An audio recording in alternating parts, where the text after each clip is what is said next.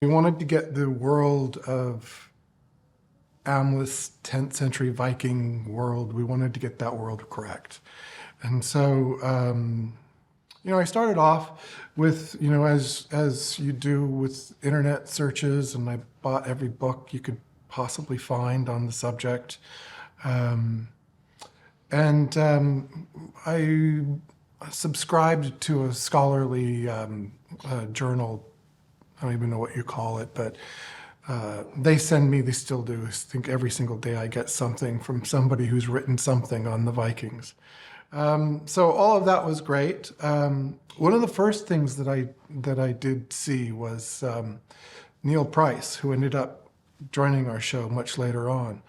But he has a lecture series that I think was for Cornell, that's online. And it was great because he discussed the Vikings not just in terms of the physical finds, what the boat looks like, but who the people are. One of the difficult things that happened on the show was the pandemic. And so what happened was we went down, and when we came back, we went through all different kind of protocols, and there were difficulties involved with it. But one of the benefits was at Fjellner's farm. These are all turf buildings, and I had seeded them, and I had just started to get them to grow. But with the hiatus, it gave everything time to grow in more and really to settle in. And that's true of all the sets, really, but especially at Fjellner's farm. We had a pretty good turf roof on everything, and the side walls were just starting to sprout, but by the time we came back, it had fully grown into the set that I had hoped we would have had from the very beginning. And so that was spectacular. Design-wise, Linda and I share our research and our thoughts freely. Constantly trying to understand and figure out what the shots of the director of photography are. Now, with this particular group, it's a little bit easier because Jaron and Linda, and I would add Lou Ford, the editor, we've worked together on all of Rob's films now.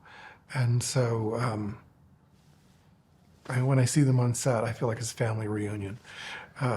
It's great, but you start to understand. So for instance, for me, I start to understand how Jaron's going to frame a shot, and so almost intuitively you start designing for that. My relationship with Rob is, it's fantastic, what can I say? For me, at least from my point of view. I've had the luxury of this being my third film with him. So I understand how he works, I believe, and what he needs.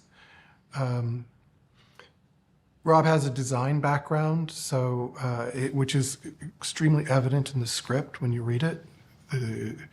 It's very detailed. As a matter of fact, when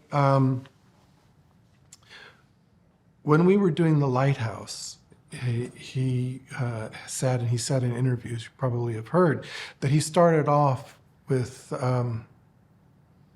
the feeling, the atmosphere is what he was thinking of.